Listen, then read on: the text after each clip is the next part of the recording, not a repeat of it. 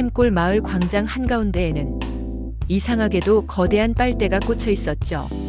투명한 빨대는 저 멀리 언덕 위에 빛의 도시를 향해 뻗어 있었습니다. 빨대는 마을의 모든 활기를 빨아들이는 듯 했습니다. 사람들은 읍내의 세계 브랜드 마트에서 빛나는 신상들을 샀지만 마을 사람들이 정성껏 만든 물건은 마을 밖 사람들이 잘 사지 않았습니다.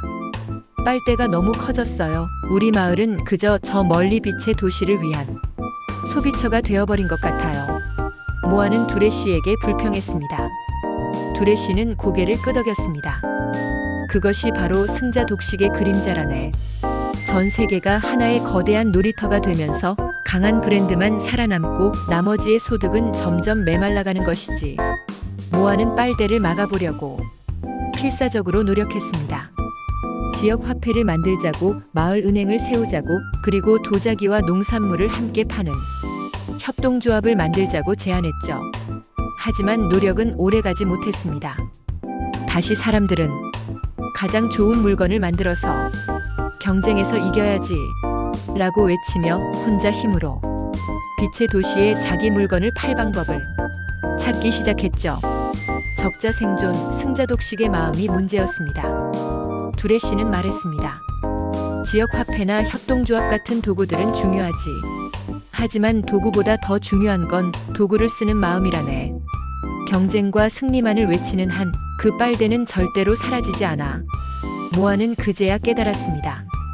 소득 양극화는 단순히 돈이 빠져나가는 문제가 아니라 이겨야만 생존한다는 차가운 가치관이 만들어낸 그림자라는 것을.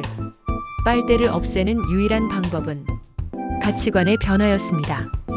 모아는 더 이상 경쟁력 있는 도자기를 만들려고 애쓰지 않았습니다. 대신 옆집 할아버지가 만든 맛있는 나물 장아찌와 자신의 접시를 바꿔서 서로의 식탁을 채웠습니다. 마을 사람들은 점차 서로의 부족함을 경쟁의 대상 대신 채워줄 부분으로 바라보기 시작했습니다. 샘골 사람들의 마음속에는 더 이상 빼앗기지 않으려는 경쟁심 대신 더불어 사는 따뜻한 공동체라는 새로운 가치가 피어났습니다. 그리고 그 가치야말로 마을의 진정한 봄날을 가져왔습니다. 앞서 얘기는 빨대 효과와 승자 독식, 경쟁을 넘어 더불어 사는 경제로라는 주제를 상징적으로 그려본 것입니다. 빨대를 꽂아 빨아들이면 주변의 액체가 중심으로 빨려 들어가듯 경제에서도 비슷한 현상이 일어납니다. 대도시나 선진국이 주변 지역의 소비력을 빨아들이는 거죠. 예를 들어 시골 마을 사람들은 이제 지역 상점에서 물건을 사기보다 국제 브랜드 제품을 온라인으로 주문합니다. 결국 지역의 돈이 외부로 빠져나가고 마을 가게는 문을 닫습니다. 이게 바로 빨대 효과입니다. 글로벌 교역이 확대될수록 이런 현상은 더 심해집니다.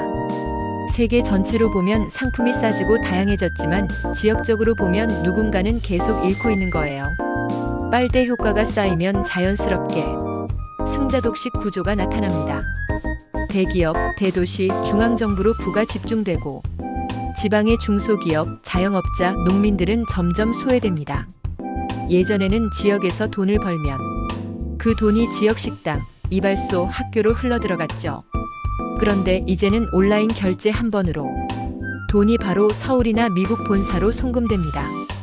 이런 흐름 속에서 지역 경제는 건조화됩니다. 마치 뿌리에 물이 닿지 않는 나무처럼 지방의 활력은 점점 말라가고 도시로의 인구 집중은 더욱 가속화됩니다. 이 현상이 계속되면 어떤 일이 생길까요? 바로 소득 양극화입니다. 오늘날의 양극화는 단순히 돈의 문제가 아닙니다. 교육, 일자리, 주거, 심지어는 희망의 분포까지 갈라지고 있습니다. 서울과 지방, 대기업과 중소기업, 정규직과 비정규직, 이 격차가 커질수록 사회는 불안해지고 서로를 불신하게 됩니다. 결국 국민 전체의 소비 심리도 위축돼 경제 전체의 성장 잠재력까지 떨어집니다. 그렇다면 어떻게 해야 할까요?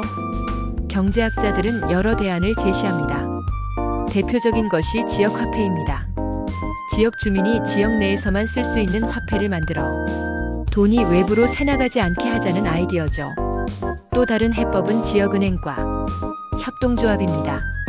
지역의 자금을 모아 지역 내 소상공인에게 빌려주는 구조입니다. 일본의 신용금고, 독일의 슈퍼카센이 좋은 예입니다. 이런 제도들은 분명 의미가 있습니다. 하지만 현실에서는 쉽지 않아요. 지역 화폐도 행정 이벤트로 그치기 쉽고 협동조합도 신뢰가 깨지면 유지되기 어렵습니다. 근본적 해법은 가치관의 변화입니다. 빨대 효과를 막는 진짜 해법은 돈의 기술이 아니라 삶의 철학에서 출발해야 합니다. 경쟁에서 이겨야 산다는 생각에서 함께 살아야 지속된다는 방향으로 바뀌어야 합니다. 이건 단순히 도덕의 문제가 아니라 경제의 지속 가능성 문제입니다. 서로 신뢰하고 거래해야 시장이 유지됩니다. 서로 돕고 존중해야 공동체가 굴러갑니다. 포용적 금융의 근본 정신입니다. 이제 우리는 경쟁보다 공존, 효율보다 포용, 성장보다 나눔의 가치를 고민해야 합니다. 지역에서 생산된 것이 존중받고 작은 상점과 기업도 살아남을 수 있는 구조, 그게 진짜 선진국입니다. 경제를 바꾸려면 제도보다 먼저 마음이 바뀌어야 합니다. 빨대 효과는 결국 돈의 흐름이 아니라 마음의 흐름 문제이기도 합니다.